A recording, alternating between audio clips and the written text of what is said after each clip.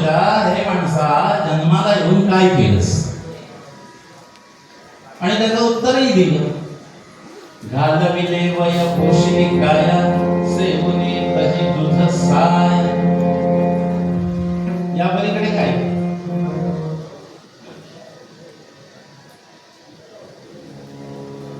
विषय सेविता मन हे विटेन व्यर्थ शिणविली माय. या पलीकडे काय? आणि म्हणून शेवटी म्हणाले की ते केलंस ना ते चुकीचं केलंस. करिता स्वतःचा उद्धार व्हावा असं वाटत असेल तर एक गोष्ट कर. निशिदिनी सेवनी पाय श्रीहरी. त्या श्रीहरीचे निशिदिनी चरण सेवन. त्या श्रीहरीच्या भगवंताच्या चरणाची आस धर. साधा सोपा अर्थ सगळ्यांच्या लक्षात येण्यासारखा. थोडी चर्चा करूया, अगदी थोडक्यात, पूर्वरंगास थोडक्यात. कारण पुढे या महाराजांचं आख्यान त्यांच्या प्रेरणेने ते कसं बदलून घेतील तसं सांगण्याचा प्रयत्न करणार आहे. आधीच सांगतो, आजच्या आख्यानाच्या काव्यपंक्ती हरिभक्तीपरायण मधुकर करबेळकर गुरुजी त्यांच्या आहेत. त्यामध्ये थोडी तोडमोड करून त्या मी वापरणार. पण हा सगळा प्रवास परवा रात्रीचा आणि कालचा आजचा आहे, त्यामुळे इथं कागद ठेवले. थोडी चर्चा करूया.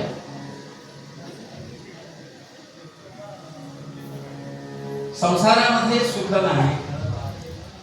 या संसारी सुखाची कहाणी कोणी ऐकली आपल्या श्रवणी की इंगळाची अंथुरणी सुखनिद्रा घ्यायची. जर कोणी एखाद्यानं म्हटलं की या संसारामध्ये मी सुखी आहे, तर मग हे मान्य करावं लागेल की एखाद्यानं वक्तव्य केलं की निखाऱ्यांच्यावरती मला गाढ झोप लागली.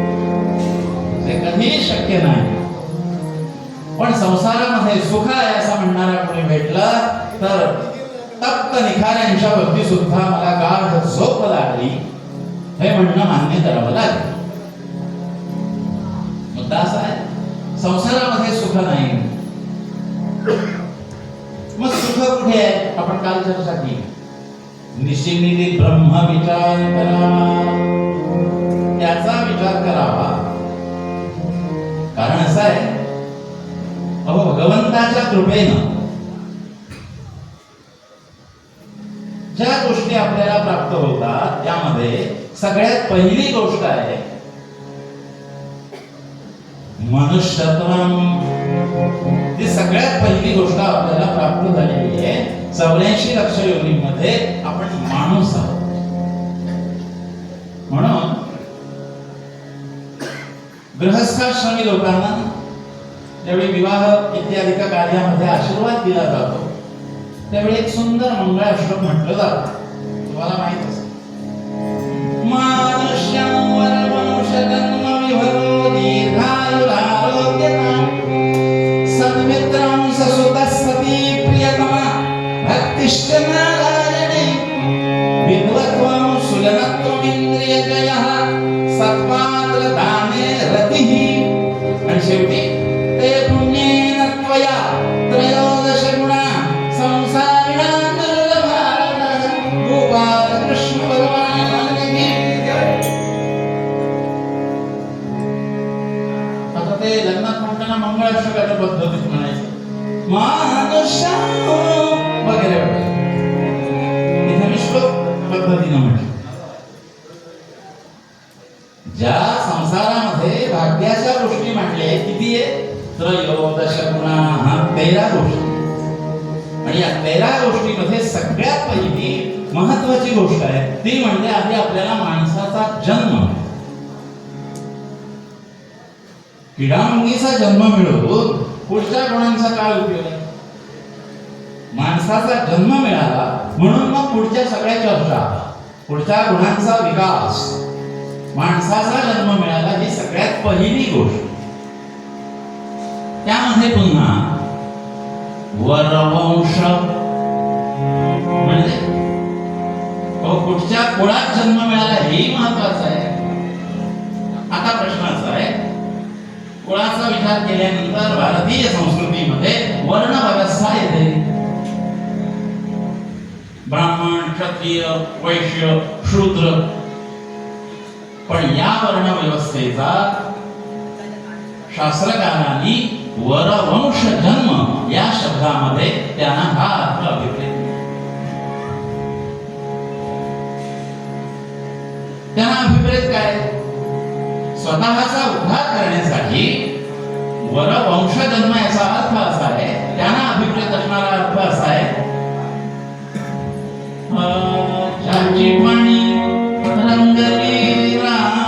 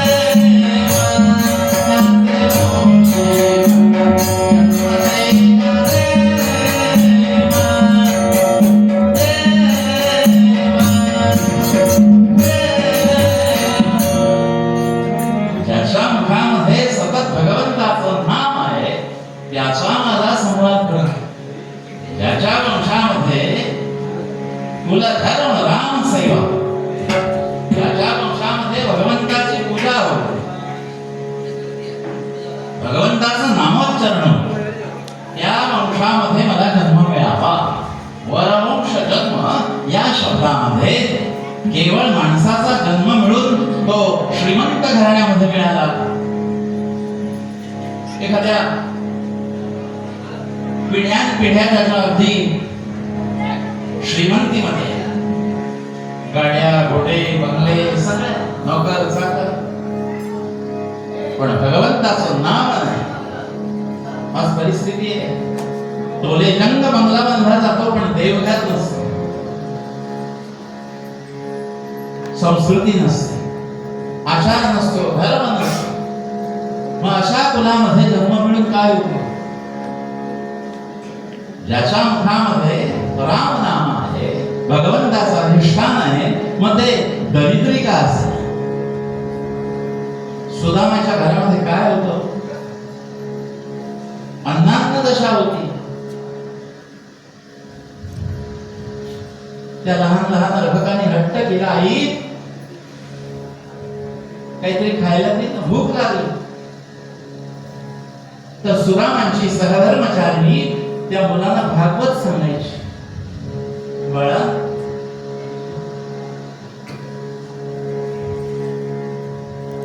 खायला द्यायला घरात काहीच नाही, मुलांच्या पोटात भुकेचा डोम आहे. ती कळवळून खाऊ मागायची, पण काय द्यायचं? मग भगवंताच्या कन्हैयाच्या गोष्टी सांगायच्या. त्या गोष्टी ऐकता ऐकता ती अर्भक, ती मुलं गाढ झोपी जायची. मुद्दा असा आहे, ज्याच्या श्रवणानं, ज्याच्या नामानं, ज्याच्या चिंतनानं सगळा संसार आपण विसरतो, देहभाव विसरतो, सगळं विसरतो. तिथं सुख आहे, तिथं आनंद आहे. पण आमच्या व्यवहारामध्ये असं होत नाही. आम्ही याचा विचार करत नाही. फक्त समाजामध्ये आपल्याला उत्तम प्रकारची मानमान्यता कशी मिळेल, वाहवा कशी होईल याचं चिंतन करतो. करिता कालच्या त्या सोयीच्या उदाहरणाप्रमाणे आपण भरकटल्यासारखे कुठेतरी जातो. म्हणून संत आपल्याला सावध करतात. मुद्दाम प्रश्न विचारलाय, जन्मनी केले से काय. पुढे सगळी भाग्याची तेरा लक्षण आहे. पण लक्षात घ्या, व्यवहारातील कोणत्याही भाग्याच्या लक्षणानं आत्मोद्धार होईल सांगता येते. माणसाचा जन्म आला, उत्तम कुलामध्ये आला, उत्तम प्रकारचा ऐश्वर्य आहे, विवाह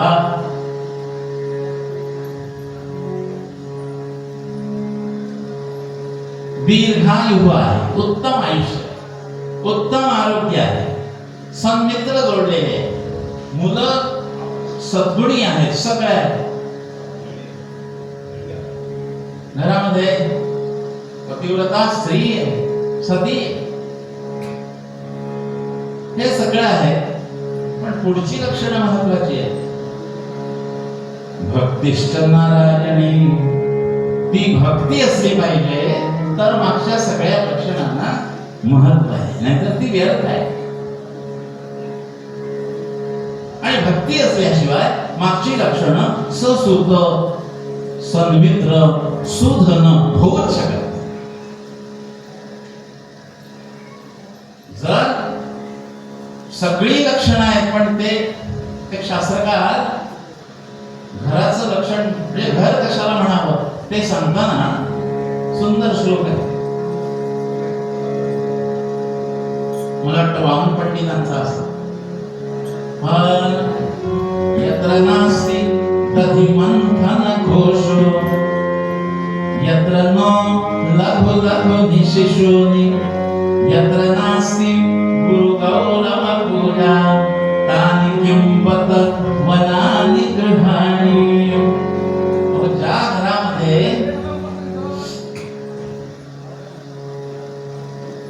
दधिमंथनाचा घोष होत नाही, त्या काळचं आहे ते, असं नाही. या काळामध्ये घरामध्ये गुरु वासरू असणं हेच भाग्याचं लक्षण. मुलगी द्यायची झाली की पहिली चौकशी, जमीन जमला किती, शेती किती, गुरवास्त्र किती. आज परस्पर विरुद्ध, शेती नको, गुरवास्त्र नको, घरामध्ये आई वडील नको, जावा ननंदा नको, मग एकटा कोंडावरचा कावळा, राजा राणी, आजची परिस्थिती. पण त्या काळामध्ये वैभवाचं लक्षण ज्याच्या घरामध्ये भरपूर काही वासर आहे, दूध दुभत आहे, आणि ज्याच्या घरामधून पहाटेच्या वेळी तो दधिमंथनाचा हा ध्वनी येतो, ते भाग्याचं. यत्र न लघु लघु निशिशोनि, ज्या घरामध्ये लहान लहान अर्भक नाहीत, मुलं नाहीत, कसलं घर. ज्या घरामध्ये गुरु गौरव पूजा नाही, सत्कार नाही, आतिथ्य नाही, पूजन नाही, त्याला घर म्हणू नये, त्याला अरण्य म्हणा. म्हणून विठोबांचा एक प्रसिद्ध श्लोक आहे, तोही आपल्याला माहित असतो. एकाच श्लोकामध्ये दोन अर्थ आहेत.